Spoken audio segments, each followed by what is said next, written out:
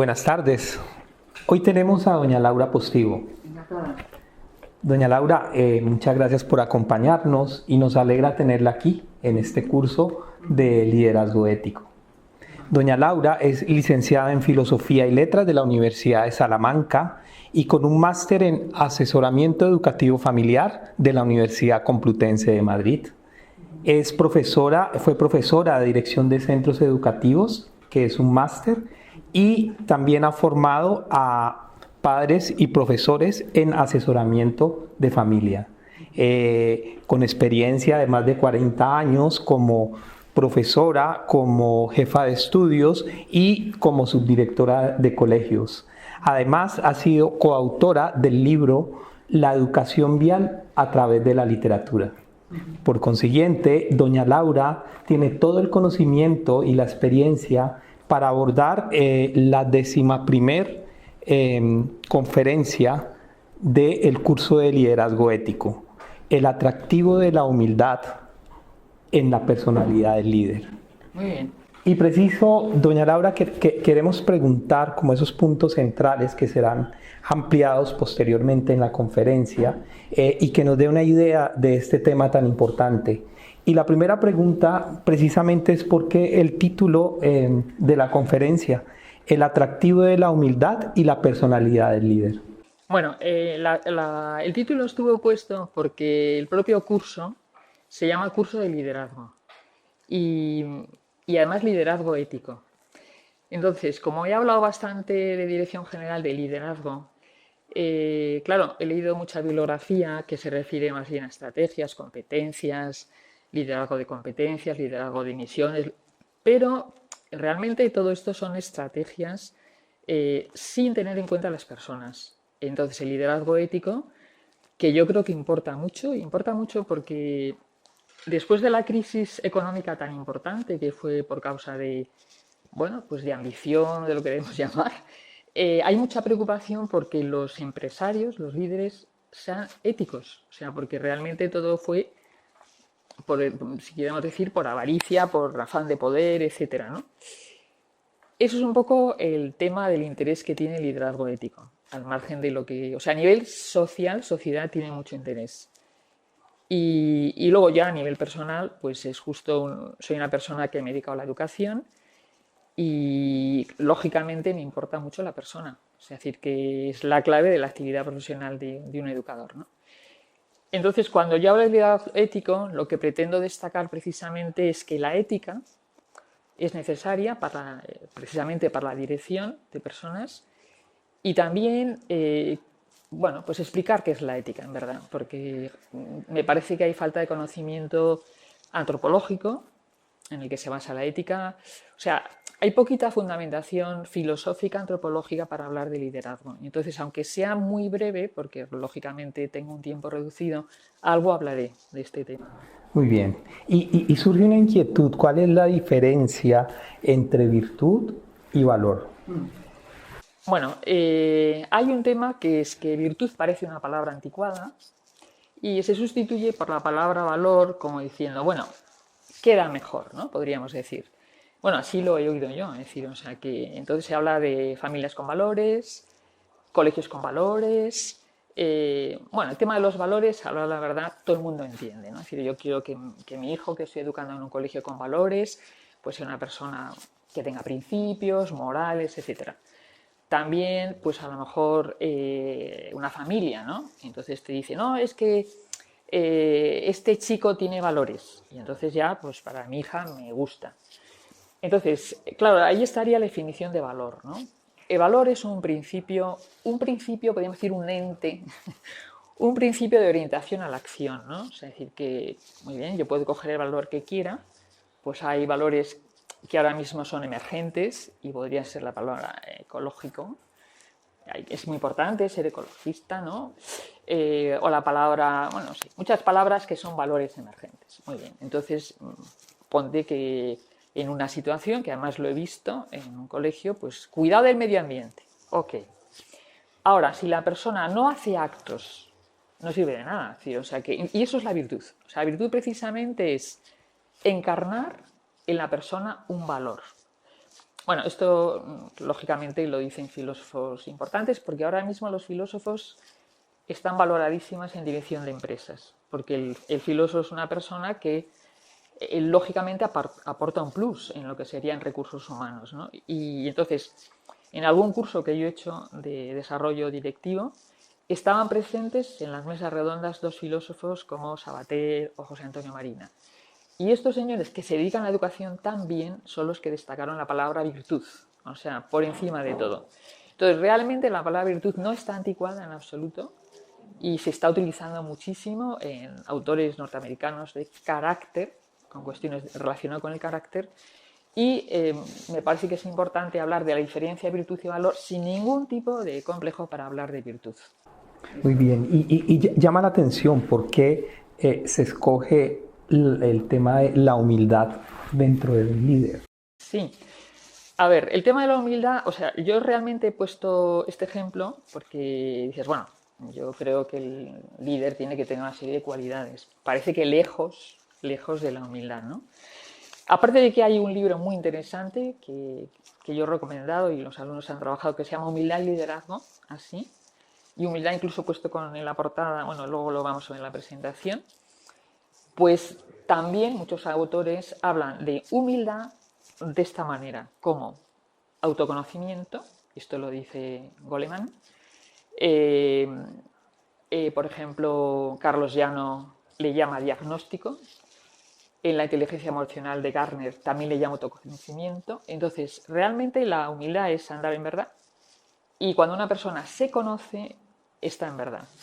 Si una persona quiere dirigir algo y no se conoce ni a él mismo ni la realidad, pues tristemente va a dirigir poco.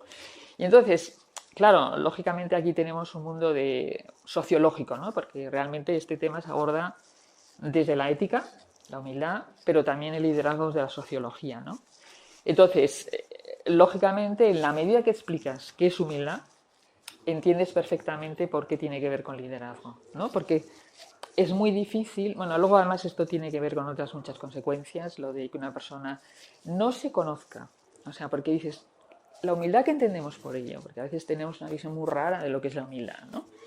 Y al final la definición de humildad exactamente es eso, andar en verdad, o sea, conocerse uno mismo. Y entonces, por eso humildad. Muy interesante. Hay una inquietud y es, ¿la personalidad tiene que ver algo precisamente con la virtud? A ver, estos son ya conceptos psicológicos, porque claro, yo abordo la conferencia desde la filosofía, desde la ética, desde la sociología y desde la psicología. Este sería un concepto de psicología. Bueno, entonces en psicología se habla de temperamento, carácter y personalidad, ¿no? Entonces el temperamento es el código con el que nosotros hemos nacido. El carácter es cómo transformo yo mi temperamento. Y la transformación de mi temperamento viene precisamente de mi operación, es decir, de mi desarrollo, de mi planificación, de mis potencias operativas, ¿no? Y eso es virtud. O sea, en la medida que yo soy una persona que tengo un temperamento, lo convierto en carácter, en la medida que yo personalmente tomo decisiones que me van a modificar mi temperamento. A ver, en un sentido, o sea, el temperamento no se modifica, la persona no cambia, mejora. Eso está claro. ¿Cómo mejoro? Pues mejorando las cualidades de mi propio ser, ¿no? Si, hombre, yo hago realmente hábitos operativos negativos, también me cualifico de una determinada manera, ¿no? Entonces, bueno, yo el mensaje que voy a dar precisamente y el clave para mí es que uno es un proyecto abierto, que realmente uno construye su vida cada día a base de decisiones y que sus decisiones son buenas, pues uno se va planificando. Pero es que la virtud exactamente es eso, o sea, es ir planificando mi vida a base de repetir actos que en la medida que tienen un buen fin, pues me hace mejor. O sea, si mi finalidad... Bueno, en último término, la felicidad es el fin de todos. Entonces, todo lo que me lleve a la felicidad, y bueno, la felicidad cada uno lo establece en una parte, lógicamente. O sea, todo el mundo quiere felicidad por caminos distintos. o lo ciudadan en el placer, en el dinero, en el sexo, en lo que quiera, ¿no? Pero en último todo el mundo quiere ser feliz, o sea, a lo mejor me equivoco, ¿no? Entonces la persona que quiere ser feliz depende del fin, y si yo elijo un fin que es el mejor fin de todos, pues con toda lógica soy más feliz. Entonces, en la medida que una persona va mejorando, es más feliz. Bueno, no sé si me he explicado bien. Perfectamente, claro. Bueno, la palabra atractivo tiene que ver con la dimensión afectiva del hombre. Totalmente. A ver, la dimensión afectiva, a veces prescindimos de ella, en todo, a la hora de hablar de las personas, y hablamos de una dimensión racional, una dimensión corpórea, biológica, y la dimensión afectiva es clave, ¿no? Y se nos olvida, y bueno, ahora mismo hay mucha importancia en la afectividad y entonces hay que contar con ella. Lo importante es saber que la afectividad es un mundo muy complejo, que los neurólogos, que son los que la están estudiando, pueden decir en un estudio del cerebro que lo hacen, pues qué parte del cerebro se activa según qué sentimiento uno tiene, hasta ahí podemos llegar. Pero lógicamente los sentimientos es un mundo muy complejo. De hecho, los autores hablan del laberinto de la afectividad. Bueno, muchos autores hablan de conocer desde el corazón. O sea, es una manera de conocer. Y si conoces desde el corazón, pues conoces una determinada... O sea, es un conocer desde el interior al exterior. Bueno, esto que estoy hablando es una parte de lo que luego voy a hablar, porque esto es mucho más complejo, ¿no? Y en último término, la palabra atractivo responde a que en mí hay un sentimiento hacia los valores psicológicos de la otra persona, y esa persona me atrae. Hay personas que me pueden... A ver, es que lo que es el preciso. O sea, hay una persona que a mí... hay un nivel que es el corpóreo de sensualidad, en el cual a mí una persona dice algo a mis sentidos. Y yo puedo decir apetezco o deseo. Si realmente no me afecta, me afecta a todos los valores míos, eso es afectividad y eso es me atrae. O sea, hay una persona que digo te deseo, es muy distinto decir me atraes, ¿no? Muy distinto. Entonces ahí lo que estoy planteando es que la persona que tiene unas determinadas cualidades te atrae precisamente por esa cualidad. Por lo tanto, la cualidad es una cualidad psíquica que me atrae. Me atrae mi mundo afectivo, ¿vale? Entonces, el mundo afectivo, por eso digo que la propia conferencia va a utilizar conceptos muchos, porque yo iba a decir conceptos, y son éticos de dimensión afectiva. Entonces, bueno, para mí lo más difícil ha sido unificar esto para ponerlo todo en relación y en principio en poco tiempo. O sea, esto realmente ha sido muy trabajado, pero bueno, no sé si seré capaz de expresarlo así. Seguro que sí. Bueno, y la última pregunta, doña Laura, es como sociedad, ¿cómo hacemos para transmitir esos valores a las generaciones futuras, para contar con esos líderes precisamente humanos que defiendan la vida? Bueno, pues todo radica en la educación, todo, o sea, eso lo dice todo el mundo, ¿no? Pero bueno, yo como he educado y me he pasado educando, me he sentido feliz de poder, creo firmemente que la sociedad se cambia con la educación. Y dices, bueno, otras personas pueden tener un trabajo más brillante. Bueno, el trabajo de la educación es un trabajo profundo, silencioso, heroico, en el momento que estamos ahora mismo, pero muy gratificante y creo firmemente, vamos, lo creo por la experiencia, ¿no? Hay una señora que es ministra de Educación de Finlandia que vino a dar una conferencia y le preguntaron cómo mejorar la cultura de un país y dijo si los profesores hablan bien. Punto. Punto. Si un profesor habla bien, porque hablar bien quiere decir utilizar un vocabulario adecuado, si piensas cómo habla la gente ahora mismo y los profesores también, entonces tú simplemente con que hables bien, los alumnos aprenden muchas cosas, aprenden a utilizar un vocabulario adecuado. Entonces, si tú, un profesor, si la clave es el profesor, o sea, decir, ¿cómo consigo formar liderazgos con profesores? Con profesores que a su vez ellos sean líderes, porque Pero es toda una cadena, o sea, el profesor tiene que adquirir unas competencias que le permita formar alumnos y tal. Entonces, para mí la clave del cambio está en el profesorado. O sea, bueno, mentira, en los padres, mucho más que en los profesores.